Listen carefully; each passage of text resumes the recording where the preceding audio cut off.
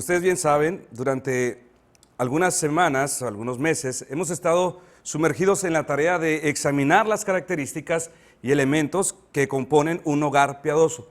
Y todo lo que hemos venido haciendo durante todos estos mensajes es solo apuntar hacia la meta que debemos llegar, es apuntar hacia el objetivo que debemos alcanzar. Pero a partir de esta hora, todo lo que haremos será dedicarnos a considerar el método. Nos dedicaremos a considerar el método. Es por esto que dentro de este esquema lo más apropiado será iniciar con el primer aspecto que conforma la metodología de Dios. Y por este aspecto, obviamente, nos estamos refiriendo a la Escritura, a la palabra de Dios. Es por esto que nuestro mensaje lleva para esta hora como título la importancia de una metodología bíblica en el hogar. La importancia de una metodología bíblica en el hogar. A medida que hemos ido avanzando durante estas semanas, hemos ido avanzando en esta serie y construyendo un hogar piadoso, puedo ver tanto como creyente y especialmente como pastor de la iglesia, la importancia y relevancia que tienen las palabras de Pablo a Timoteo, en 1 de Timoteo capítulo 5:4, con respecto a nuestra vida de piedad personal y nuestra vida de piedad con la iglesia. En 1 de Timoteo 5:4 dice el apóstol Pablo, hablando acerca de las viudas: si alguna viuda tiene hijos o nietos, aprendan estos primero a ser piadosos para con su propia familia y a recompensar a sus padres, porque esto es bueno y agradable delante de Dios. ¿Qué es lo que está diciendo Pablo aquí? Dice que los cristianos deben primero aprender a ser piadosos para con sus propias familias. Y aunque Pablo aquí no está hablando ni está instruyendo a la iglesia acerca de la crianza de los niños, sus palabras son muy pertinentes a todo lo que respecta con la vida familiar del hogar cristiano. Porque lo que sí está infiriendo Pablo con estas palabras es que el aspecto más visible de la piedad se manifiesta de manera más clara en el contexto de las relaciones familiares. Es decir, que la verdadera cara de la vida piadosa de un hombre, de una mujer, no está en el estrado de la enseñanza bíblica, ni lo está tampoco detrás de un púlpito.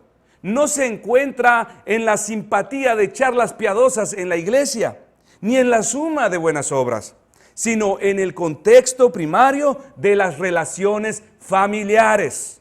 En las relaciones familiares. El aspecto más visible de la vida de piedad se encuentra precisamente allí, en el contexto de la familia. Ahora, mucha atención, no estamos diciendo que nuestras relaciones familiares conforman el aspecto más importante de nuestra vida de piedad. No, hermanos, de ninguna manera, eso no es lo más importante. Lo más importante de nuestra vida de piedad es, sin lugar a dudas, nuestra relación personal con Dios. Eso sí es lo más importante. Pero lo que sí estamos diciendo en este momento es que el aspecto más visible de la vida de piedad se ha de manifestar y se habrá de dar a conocer a otros en el contexto de sus relaciones familiares. Porque lo cierto, hermanos, es que, varón, nadie puede ver dentro de tu corazón. Nadie puede adentrarse al interior de tu alma y examinar tu relación con Cristo. Pero sí pueden ver el semblante y actitud de tu esposa. Pueden ver la expresión de su rostro.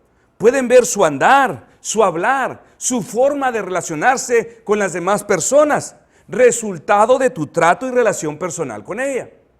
Hermana, nadie puede ver dentro de tu corazón, y de igual manera nadie puede entrar al interior de tu alma para examinar tu relación con Cristo. Pero sí pueden ver el semblante y actitud de tus hijos.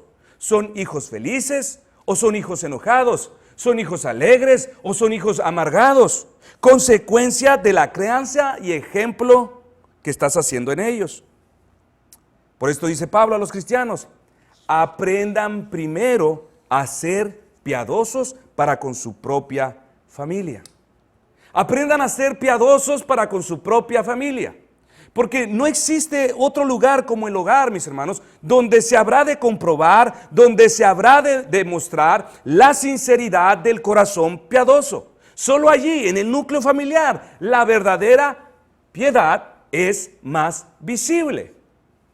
Y una prueba adicional de esta verdad también lo encontramos en la misma carta a Timoteo, donde Pablo enumera las cualificaciones esenciales, las características que debe cumplir aquel varón que aspira al puesto de pastor. ¿Qué dice 1 Timoteo 3, 3, del 1 al 5? Palabra fiel es esta: si alguno anhela obispado, buena obra desea, pero es necesario que el obispo sea irreprensible. Atención, marido de una sola mujer, sobrio, prudente, decoroso, hospedador, apto para enseñar, no dado al vino, no pendenciero, no codicioso de ganancias deshonestas, sino amable, apacible, no avaro, que gobierne bien su casa, que tenga a sus hijos en sujeción con toda honestidad. Pues el que no sabe gobernar su propia casa, ¿cómo cuidará de la iglesia de Dios? Note que Pablo, al citar los primeros requisitos esenciales para cubrir el puesto de ministro, no se preocupó en hacer mención de los grados teológicos. No se preocupó en mencionar algo acerca de los logros académicos alcanzados en el seminario, lo que muchos catalogan como piedad. Más bien, Pablo se ocupó en considerar el aspecto más revelador acerca de la vida piadosa del hombre. ¿Cuál es? Su relación con su esposa, su relación para con sus hijos, sus relaciones familiares. Es decir, Pablo dice a la iglesia: ¿quieren saber si este hombre es piadoso de verdad? Vean su relación con su esposa, observen cómo trata este hombre a su esposa. Y sigue diciendo más adelante en el versículo 4, consideren también la relación personal con sus hijos. ¿Quieren realmente saber si alguno en verdad es un hombre piadoso? Vean cómo es este hombre para con sus hijos. Es un padre amoroso, un padre que disciplina, un padre que corrige, que amonesta y instruye a sus hijos. Allí es donde está la verdadera prueba de la vida de piedad del hombre. Esto es lo que está diciendo Pablo, que para ocupar el puesto de obispo o de pastor es necesario que este hombre sea un hombre piadoso, y la manera más fácil de comprobarlo es sometiendo a este hombre bajo una serie de cualificaciones. Y aquí Pablo nos presenta el retrato de un hombre piadoso, y entre estas cualificaciones que lo califican a este varón para la obra del ministerio, este hombre debe ser marido de una sola mujer. Y hermanos, esto no solo se trata de ser un hombre fiel a su esposa, esto es mucho más profundo. Este hombre debe vivir con sabiduría delante de su esposa. Este hombre debe de tratar a su esposa como vaso más frágil, no siendo áspero con ellas, sino amándola como Cristo amó a su iglesia. Y también nos dice Pablo que otro aspecto importante del hombre aprobado para el ministerio, debido a su vida de piedad, es su diligencia paterna. Esto lo acabamos de leer en el versículo 4. Que gobierne bien su casa, que tenga a sus hijos en sujeción con toda honestidad, pues el que no sabe gobernar su propia casa, ¿cómo cuidará de la iglesia de Dios? Pero esto no es todo lo que dice, sino que hay algo más que debemos notar en el texto. Y es que Pablo da a Timoteo una serie de características más, una serie de cualificaciones que habrán de ser visibles en todos los que aspiran al puesto de pastor. Este dice: debe ser sobrio, prudente, decoroso, hospedador, apto para enseñar, no dado al vino, no pendenciero, no codicioso de ganancias deshonestas, sino amable, apacible, no avaro. Así que, mis hermanos, a la hora de querer comprobar estas cualidades en el hombre, ¿cómo lo habremos de hacer? ¿Cuál es la sugerencia de Pablo? Pregúntenle a la esposa. ¿Quién mejor que la esposa, mis hermanos, para dar fe de que al escuchar estas cosas, la esposa pueda decir: sí, exactamente, esa es una descripción de mi esposo? ¿Quién mejor que los hijos para decir, y al escuchar estas cosas decir: sí, precisamente así es mi papi? ¿Quién mejor que los hijos? Pablo no dice aquí que basta con que un hombre manifieste estas cualidades en el trabajo. Pablo incluso no infiere que basta con que un hombre manifieste estas cualidades en la iglesia, o que las manifieste en el estrado de la enseñanza o en el púlpito. Pablo dice que para demostrar la validez y sinceridad de su vida de piedad, el hombre debe demostrar estas cualidades en el contexto de su propia familia. ¿A dónde queremos llegar con esto, mis hermanos? ¿Qué es lo que queremos demostrar aquí? Bueno, queremos demostrar que el aspecto más visible de la vida de piedad se manifiesta de manera más clara, se da a conocer en el contexto de las relaciones familiares. Y esto no solo se aplica en el caso de los pastores o ancianos, hermanos. Se aplica a toda la iglesia, al resto de la congregación. Por ejemplo, si queremos saber cómo luce un joven piadoso, la respuesta bíblica e inmediata sería la misma.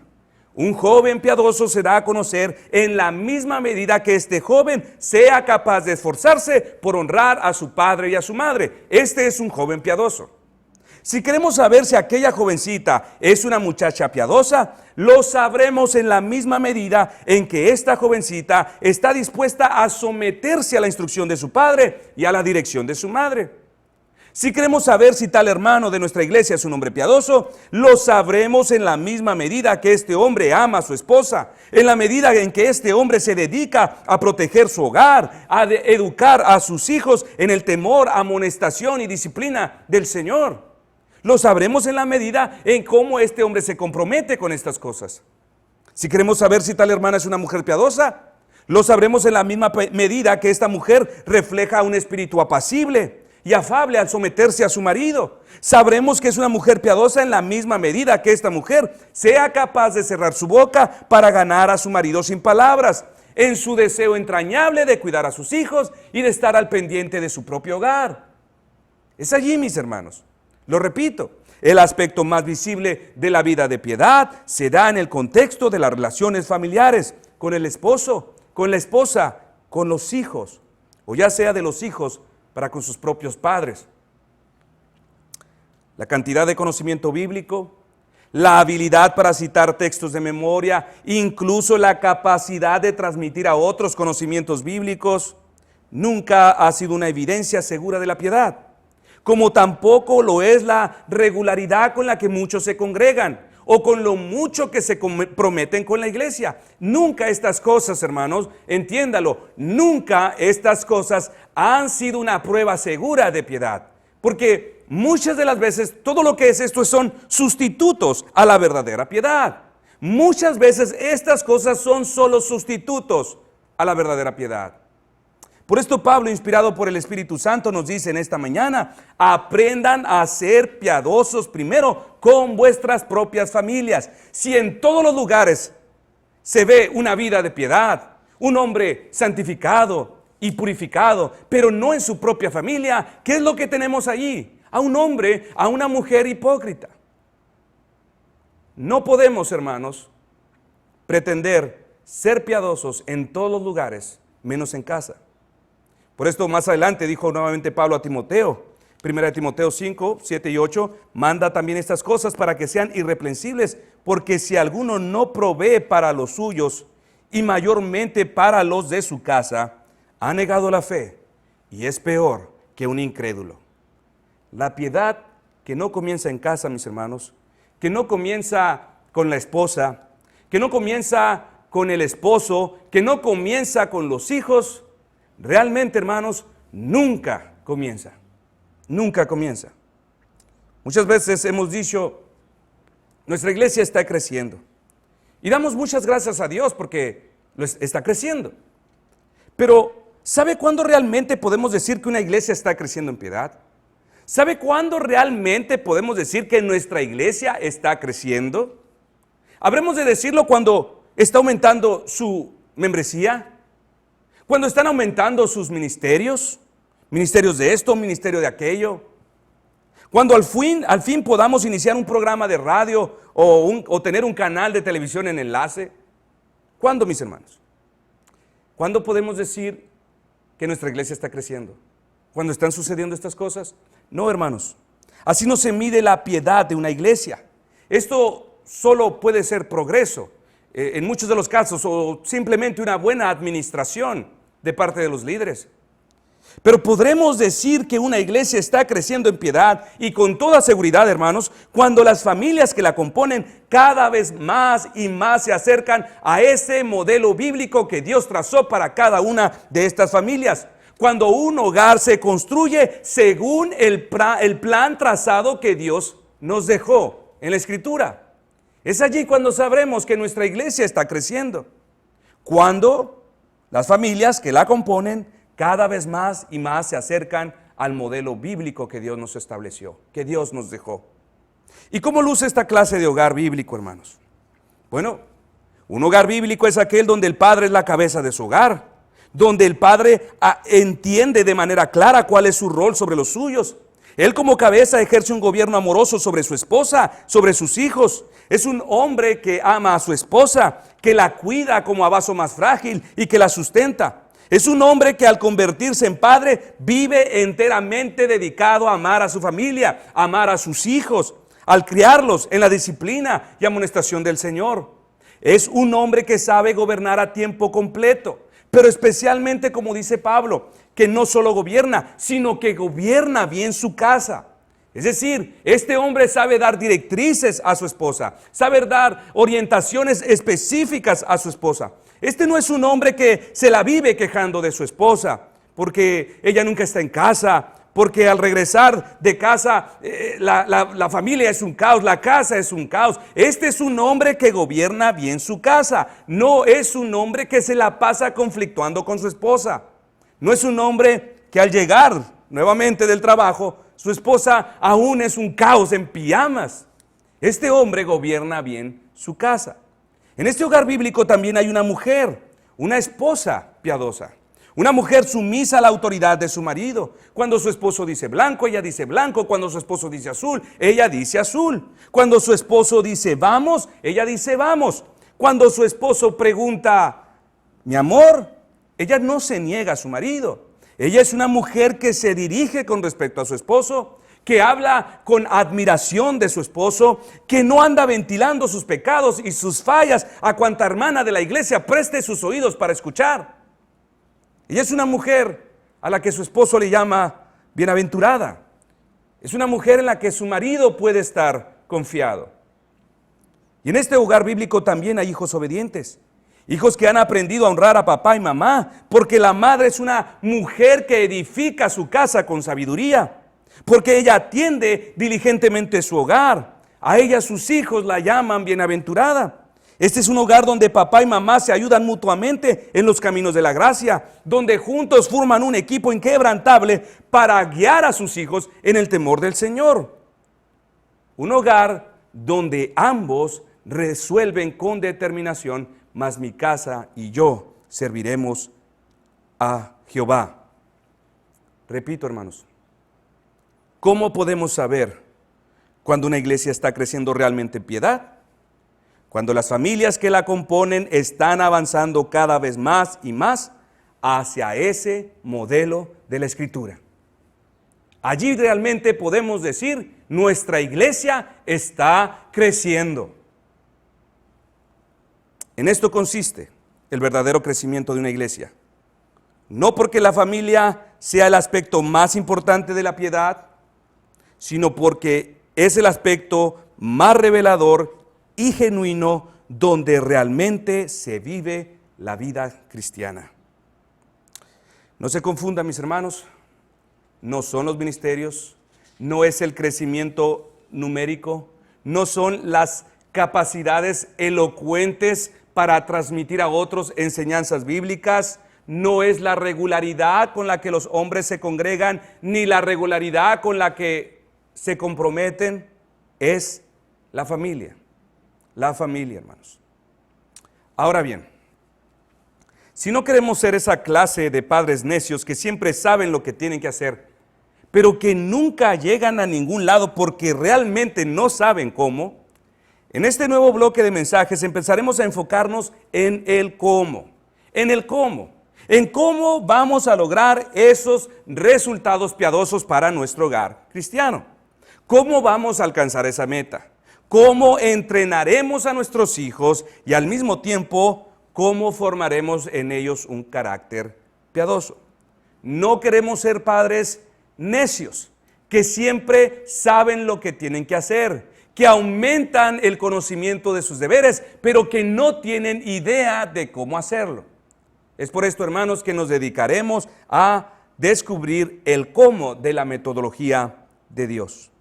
Y para responder a esto, lo primero que diremos es que se necesita o necesitamos una metodología bíblica. O quizás debería decir, se necesita confiar en la metodología bíblica. Si nosotros queremos alcanzar esta meta, ver a nuestros hijos creciendo en los caminos de piedad, necesitamos confiar en la metodología bíblica. Si como padres queremos lograr buenos resultados en la crianza de nuestros hijos, lo primero que necesitamos entender es que necesitamos aplicar una metodología bíblica en nuestro hogar. Amados hermanos, no basta con contemplar la meta, no basta con saber a dónde queremos ir, si primeramente no tenemos idea de cómo llegar allí. Ambas cosas son muy importantes, porque supongamos que usted quiere llegar a cierto lugar, ¿no? Quiere ir a cierto lugar, es su sueño visitar tal ciudad, una ciudad hermosa, con lugares hermosos, montañas nevadas, lagos, vegetación, un lugar hermoso. Así que usted hace todos sus preparativos, alistó su auto, sus maletas, tiene todo lo que necesita. Usted está enteramente listo para cumplir su sueño, visitar esa ciudad. Usted sabe a dónde quiere ir, pero el problema es que no sabe dónde está ese lugar, no sabe cómo llegar allí. ¿Qué es lo que queda, hermanos? Preguntar por las calles. Preguntar por las calles. Pero si usted no tiene un mapa, si usted no tiene un plan trazado para llegar ahí, es casi imposible que usted pueda llegar ahí. La única opción que tiene es ir preguntando por las calles, pero sin guía, sin mapa, sin un GPS, es casi imposible que usted pueda llegar allí. Y es así, mis hermanos, como muchos padres cristianos pretenden criar hoy a sus hijos en la vida de piedad. Ellos tienen una meta para con sus hijos. Ellos quieren lograr ciertos resultados. Ellos visualizan a sus hijos siendo adultos, convertidos en hombres y mujeres piadosas. Pero, desgraciadamente hay un pero, sin confiar, sin considerar la metodología bíblica. Y al no contar con una metodología bíblica, ¿qué es lo que queda? Ir preguntando por las calles, ir preguntando a los expertos de este siglo. Así es como muchos padres cristianos hoy en día pretenden conducirse a sus metas bíblicas. Así es como muchos padres piensan que guiarán a sus hijos en los caminos de piedad, preguntándole a los expertos, preguntándoles a los educadores de este siglo, consultando la sabiduría secular. Y hermanos, es realmente lamentable saber que la Iglesia de Cristo, como nunca antes, ha sufrido un asalto de toda clase de teorías, especialmente en el asunto de la crianza de los hijos. Y estas teorías solo han venido a confundir, solo han venido a estorbar, a frustrar los resultados. ¿Y cómo luce este asalto? Bueno, cuando algún padre, cuando alguna madre, en circunstancias normales, no sabe cómo lidiar con algún problema, con algún asunto de su hijo o de su hija, ¿qué es lo que comúnmente se le dice? Mándalo al psicólogo, mándalo al psicólogo. Ellos te dirán lo que debes de hacer. El padre no sabe qué hacer con su muchacho, no sabe cómo educar a su hijo y alguien tarde que temprano le dirá, tú lo que necesitas es un psicólogo para que te ayude a criar a tus hijos. Ellos son profesionales, ellos son expertos y ellos podrán decirte lo que tú tienes que hacer para con tu muchacho. Y cuando estos amigos, estos familiares nos dicen, mándalo a un psicólogo, mándalo a un profesional, ¿qué es realmente, hermanos, lo que nos están diciendo? Lo que sutilmente están diciendo es que la crianza de los hijos es un asunto muy complejo. Es un asunto tan complicado que le compete solo a los expertos, a los profesionales, a hombres y mujeres capacitados para esta complicada tarea. Y muchos padres cristianos han creído esta mentira y han permitido que las teorías de todos estos, llámeseles psicólogos, educadores, consejeros, psiquiatras, usurpen los principios escriturales de la palabra, o han intentado hacer una mezcolanza de principios con consejos seculares. O lo que es peor, muchas de las veces terminan confrontando la metodología bíblica de la crianza con la de los psicólogos, diciendo cosas como: pero es que a un niño jamás se le debe de disciplinar porque se traumatizan.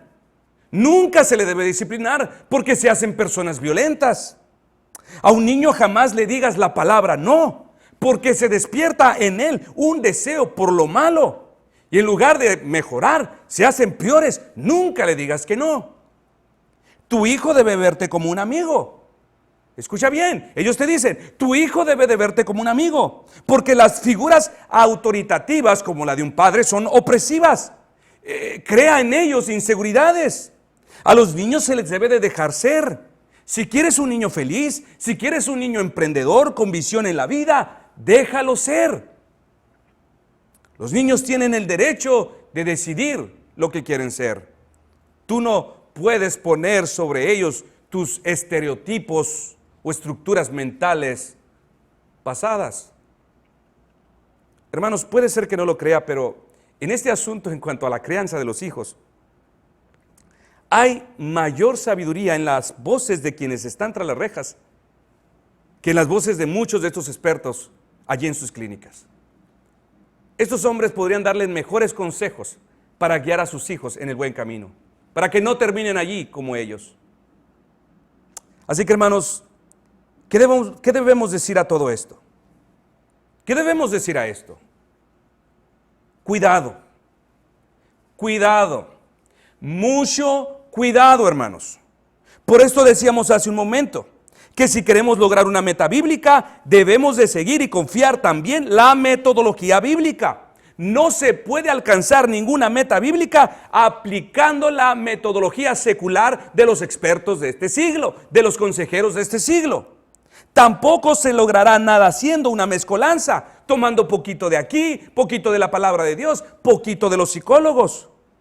No se puede. ¿Qué dice Gálatas 5:9? Un poco de levadura leuda, arruina toda la masa.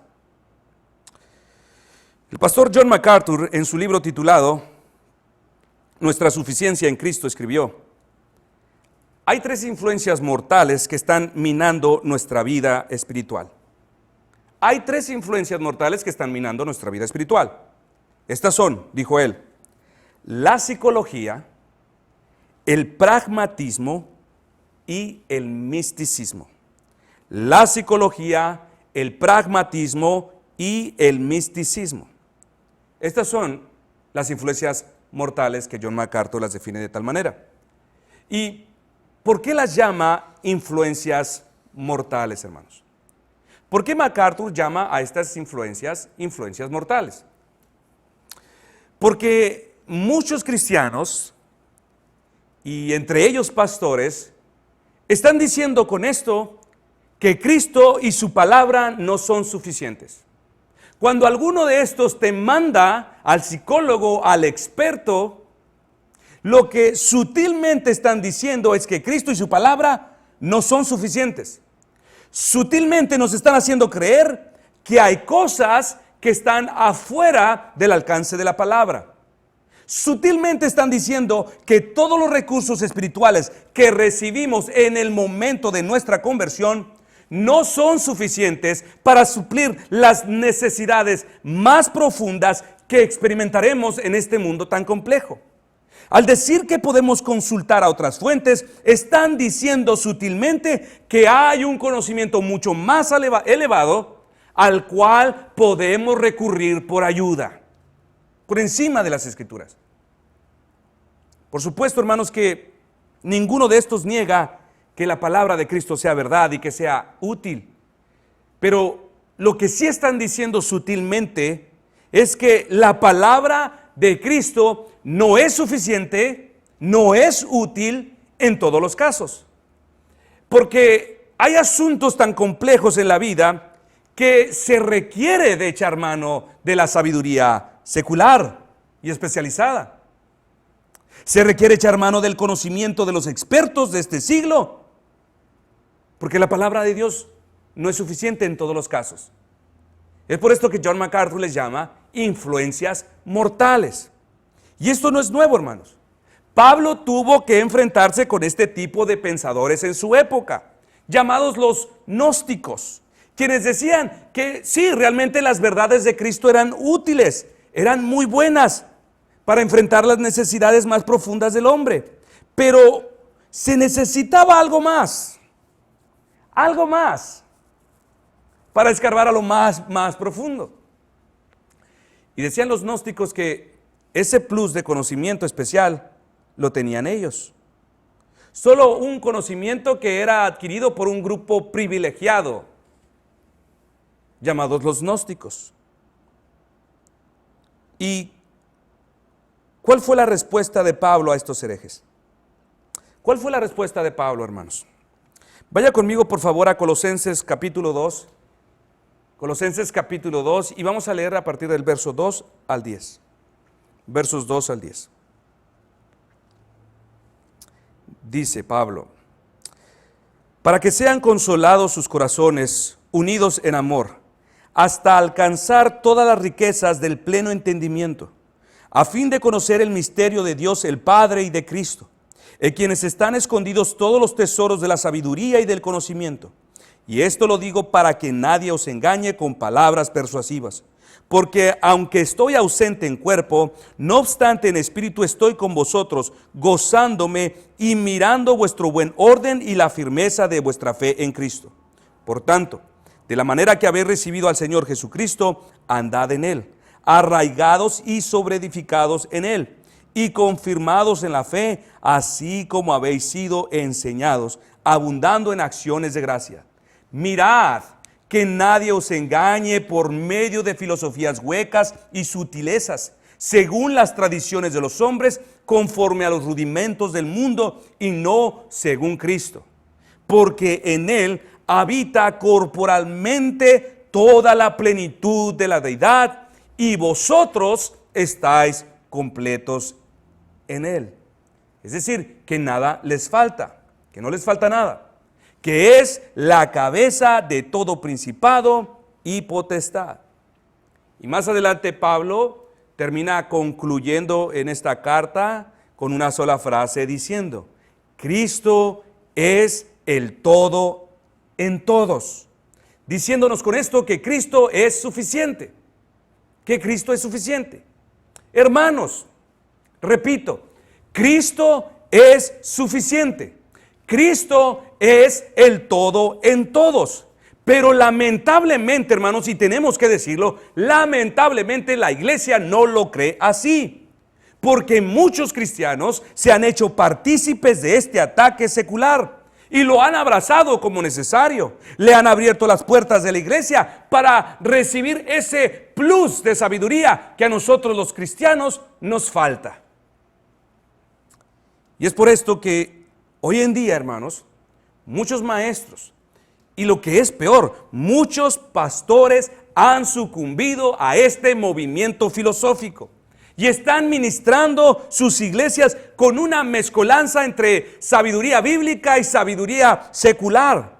De hecho, muchos pastores están convencidos que si alguno realmente quiere ser un pastor eficaz en medio del pueblo de Dios, debería de estudiar psicología. Y es por esto que también algunos seminarios han incluido al currículum de teología, psicología, porque ellos creen que de esta manera podrán salir de sus seminarios pastores más calificados para pastorear el pueblo de Dios. Esto es lamentable, hermanos, esto es lamentable. Y para considerar una de estas influencias que hemos mencionado, vamos a hablar un poco acerca de la psicología. ¿Qué significa la palabra psicología? La palabra psicología, mis hermanos, literalmente significa estudio del alma. Estudio del alma. La psicología presume de estudiar el alma, de estudiar el ser espiritual del hombre. Pero, hermanos, si hay algo que puede instruir eficazmente al hombre en el misterioso funcionamiento del alma, esa es precisamente la palabra de Dios. La palabra de Dios, mis hermanos. Por esto decía Pablo, mirad que nadie nos engañe con palabrerías, con filosofías huecas, según las tradiciones de los hombres. La psicología presume, hermanos, de que estudia el alma, pero la realidad es que es solo la palabra, mis hermanos, quien puede instruirnos de manera apropiada en el misterioso funcionamiento del alma. Aparte de la Escritura, no hay nada en este mundo, hermanos, que pueda decirnos a ciencia cierta lo que es el alma. Dios creó el alma y solo Él puede revelarnos cómo funciona. Como bien señaló MacArthur en este mismo libro. Fuera de la palabra de Dios y del Espíritu, no encontraremos ninguna solución para los problemas del alma humana. Así que, si esto es verdad, hermanos, que en la palabra de Dios encontramos realmente la información que necesitamos para entender cómo funciona el alma, no sería una exageración decir que cualquier cristiano diligente en el estudio de la palabra, al cabo de unos años, podrá realmente convertirse en un conocedor por excelencia del funcionamiento del alma. Y en el mejor sentido de la palabra, este hombre podría llegar a convertirse en un verdadero psicólogo. Esta mujer llegaría a considerarse una verdadera psicóloga. Enteramente capacitada para tratar con las necesidades más profundas del alma de cualquier persona, sea quien sea. Así que, hermanos, los cristianos más viejos aquí, los más maduros aquí, los que tienen más años en el Evangelio, deberían haber alcanzado ya a estas alturas la capacidad de instruir a otros con tal maestría en los asuntos del alma. La psicología de nuestro tiempo no es confiable, porque lo que realmente hace la psicología, y póngame atención, lo que realmente hace la psicología no es estudiar el alma.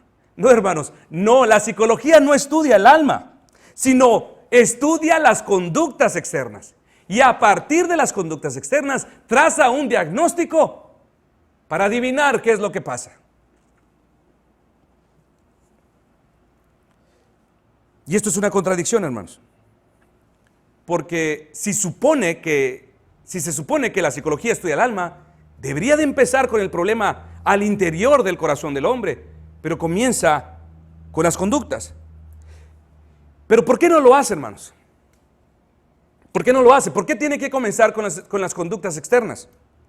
Porque si realmente la psicología quisiera convertirse en una ayuda adecuada al hombre, entonces tendría que consultar la palabra de Dios. Si realmente la psicología quisiera estudiar el alma, tendría que recurrir a la Escritura, porque allí, hermanos, allí está toda la información que se necesita, que se requiere para curar un alma desde el interior.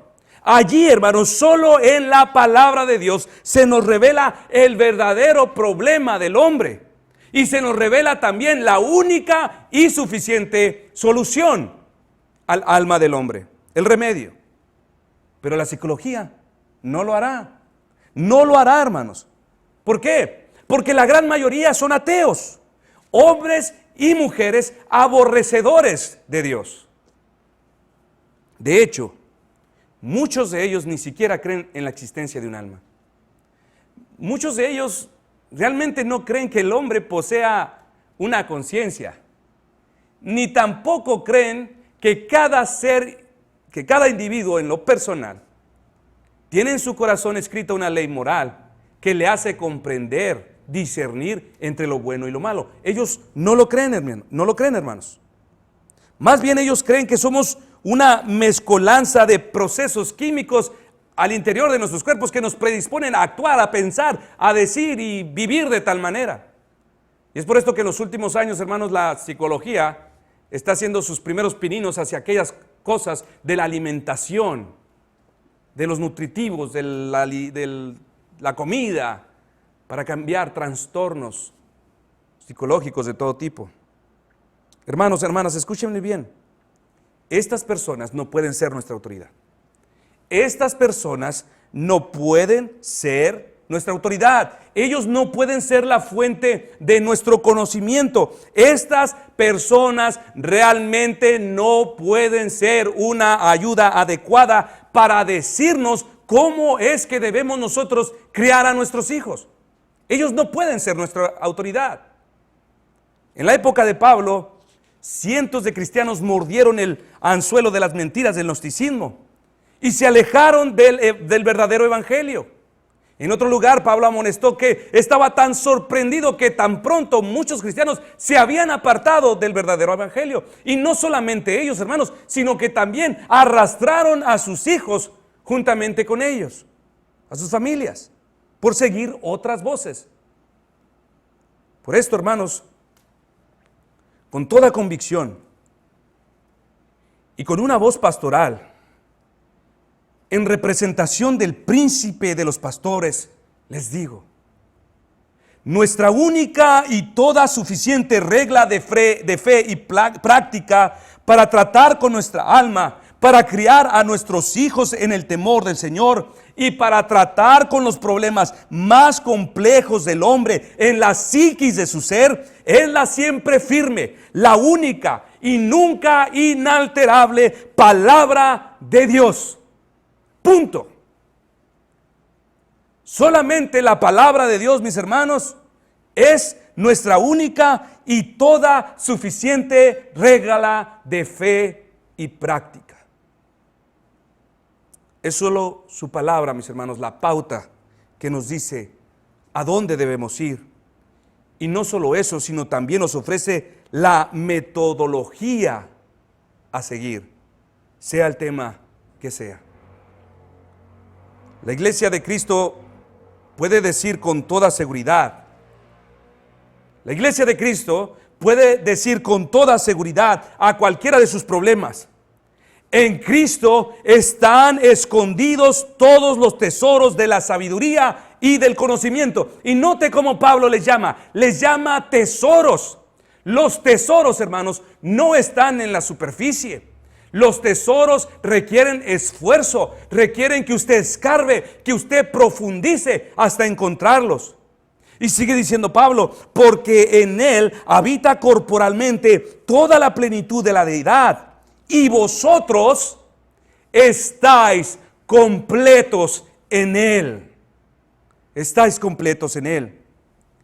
Cuando un padre o una madre está comenzando a tener serios problemas con su hijo, o cuando la crianza se está volviendo muy compleja y ya no sabe cómo lidiar con su muchacho, no hay ninguna necesidad de llevar al psicólogo a ese joven, al consejero, al educador, al psiquiatra, al entrenador. No hay necesidad de involucrar a tantos expertos, hermanos. Dios no ha dicho en ningún lugar que se necesitan tantas personas para criar a un muchacho. La palabra de Dios nos instruye que todo lo que se necesita es un padre y una madre que tome muy en serio la palabra de Dios para criar a sus hijos en el temor del Señor. Es todo lo que se necesita, un papá y una mamá. No más. Solo se necesita un padre, una madre que confíe en la metodología bíblica que Dios nos dejó para la crianza de nuestros hijos. Pero ¿sabe, hermanos, por qué? ¿Sabe por qué la iglesia recurre a estos expertos? Una razón la hemos dicho ya, porque realmente la iglesia, muchos no confían del todo en la metodología bíblica. Pero la otra razón es por su negligencia. por la dejadez de algunos padres, por su indolencia paterna. Porque tal y como hasta este día, mis hermanos, que a pesar de que hemos extraído muchos principios bíblicos de la sabiduría bíblica, muchos padres no se están aplicando a ellos. No los están siguiendo, los están escuchando, están aumentando su saber, pero no los están implementando en su hogar. Ellos tienen una meta, pero no se están apegando al método. Y al ignorar la palabra, escúchame bien, hermano o hermana, en algún punto te llegará el agua hasta el cuello que ya no sabrás qué hacer con tu muchacho.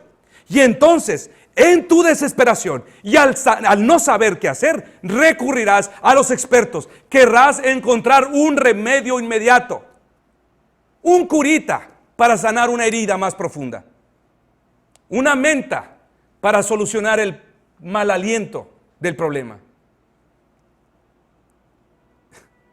Es por esto que muchos lo harán. Es por esto que muchos no se apegan a la metodología bíblica, porque son padres perezosos, negligentes. Y hermanos, no me sorprendería que al final de esta serie de mensajes me llegue a enterar que algunos padres de nuestra iglesia están llevando a su hijo al psicólogo. Porque el muchacho no quiere obedecer, porque es un niño rebelde, un muchacho peleonero, un muchacho ingobernable que no obedece a sus padres, que no quiere estudiar, que está reprobando materia tras materia, porque es muy distraído en la escuela, porque solamente se la quiere llevar metido en su cuarto con el celular, viendo videojuegos, porque es un niño perezoso, negligente, nada se le pega, siempre anda en su mundo. No me sorprendería, hermanos, que algunos de los padres de nuestra iglesia busque como una solución adicional a la Escritura consultar a los expertos seculares. Repito, mis hermanos, la instrucción bíblica así no funciona. Si todo lo que haces es contemplarla, si todo lo que haces es aumentar el saber de esta meta, venir a este lugar para aumentar tu conocimiento sin aplicarte a su método, nunca obtendrás los resultados que esperas. Se requiere que te apliques al método. Santiago 1:22, ¿qué fue lo que dijo? Pero sed hacedores de la palabra y no tan solamente oidores, engañándonos a vosotros mismos. Porque si alguno es oidor de la palabra, pero no hacedor de ella, este es semejante al hombre que considera en un espejo su rostro natural, porque él se considera a sí mismo y se va, y luego se olvida cómo era. Mas el que mira atentamente en la perfecta ley, la de la libertad, y persevera en ella, no siendo oidor olvidadizo, sino hacedor de la obra, este será bienaventurado en lo que hace. Por esto decíamos al principio, mis hermanos, los padres necios se conforman con saber. Los padres necios se conforman con aumentar el saber. Pero los padres sabios preguntarán cómo. Preguntarán y pedirán consejo. Y sabe una cosa, hermanos, estos serán bienaventurados en lo que hacen, cuando no son solamente oidores, sino hacedores de la palabra. Pero es realmente penoso, hermanos, que nosotros los cristianos tengamos que ser amonestados en cuanto a esto por un inconverso, por un hombre ateo como lo fue Howard Maurer, quien durante un tiempo fue presidente de la Convención Americana, la Asociación Americana de Psicología, y quien preguntó en una ocasión: ¿acaso ha vendido la religión evangélica su derecho de primogenitura por una confusión de potaje psicológico? Escuchen lo que este mismo ateo dice, hermanos. En el contexto de que la iglesia cree poseer la verdad divina en sus manos, Maurer pregunta: ¿cómo es que los evangélicos han cambiado su primogenitura por un plato de lentejas? ¿Cómo es que han cedido su derecho a la verdad y lo han cambiado, lo han intercambiado por un guisado psicológico? Esto es lo que está diciendo. Esto es lo que está diciendo Howard. Para mí esto no tiene sentido. Si ellos dicen que esa es la verdad, ¿por qué ahora están tomando de la filosofía, de la psicología, para utilizar sus métodos cuando ellos realmente son opuestos a los métodos bíblicos. Esto es lo que dice Howard. Realmente no lo entiendo. No lo entiendo por qué lo hacen. Pero al considerar estas palabras, mis hermanos, no solamente es bochornoso, sino también es estremecedor. Y a mí en lo personal me estremece saber que cuando Dios quiere amonestar a su pueblo como lo está haciendo en esta ocasión, lo hace de una manera tan humillante. Porque no lo está haciendo por medio de un creyente. No lo está haciendo por medio de alguno de sus ministros, sino por medio de un ateo. Porque lo que me dice a mí esto, mis hermanos, es que al parecer los cristianos están más interesados en escuchar las voces de los expertos y ateos en lugar de sus ministros, que Dios misericordiosamente hace que hasta los ateos hablen e instruyan a su pueblo. Y no quiero decir, mis hermanos, que todas las afirmaciones que ha hecho la psicología son erradas o que no han servido para nada, porque realmente no es así. Pero esto solamente tengo una respuesta, hermanos, y es la infinita misericordia.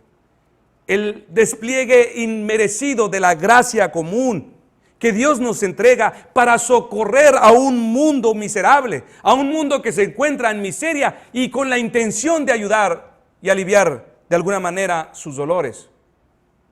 Por tal motivo, mis hermanos, hay cosas que dijo Platón, cosas que dijo Sócrates, que dijo Freud, que dijo Skinner y que tenían razón. Pero a esto, hermanos, no tengo otra opinión más que apelar a la gracia común de Dios para que estos hombres pudieran llegar a estas conclusiones acertadas. Pero para nosotros, mis hermanos, la iglesia del Señor, no nos regimos por el pensamiento y la sabiduría secular. Porque fuera de la palabra de Dios, mis hermanos, no hay poder salvífico. En la gracia común, en los bienes comunes que Dios otorga a esta tierra, por más útiles que sean, no hay poder para salvación. Por eso, mis hermanos, nosotros, la iglesia del Señor, no nos regimos y no podemos regirnos por el pensamiento y la sabiduría secular, sino que, ¿qué es lo que dice la palabra que tenemos? Dice, tenemos la palabra más segura, la palabra profética más segura, a la cual hacemos bien estar atentos como a una antorcha que alumbra en un lugar oscuro, a la cual hacemos bien estar atentos hasta que el día esclarezca y el lucero de la mañana resplandezca en nuestros corazones. La palabra de Dios, mis hermanos, es nuestra única regla de fe y práctica para tratar con nuestras almas, especialmente para criar a nuestros hijos. Así que, hermanos, si realmente queremos guiar a nuestros hijos, nuestra confianza debe de estar completamente en la sabiduría de Cristo. Debe de estar completamente en la metodología de Dios. Debemos confiar que son sus métodos los que podrán ayudarnos a criar a nuestros hijos en los caminos de piedad, de guiar nuestros hogares a la manera de Dios. Hermanos, la próxima semana, con la ayuda de Dios, comenzaremos a desenvolver la metodología de Dios para la edificación de un hogar piadoso. Quiera Dios que su palabra predicada en esta hora haya caído en tierra fértil, para que en su debido tiempo dé mucho fruto para la gloria de Dios y para el bien de cada familia que conforma nuestra iglesia. A Dios sea la gloria, mis hermanos. Vamos a orar.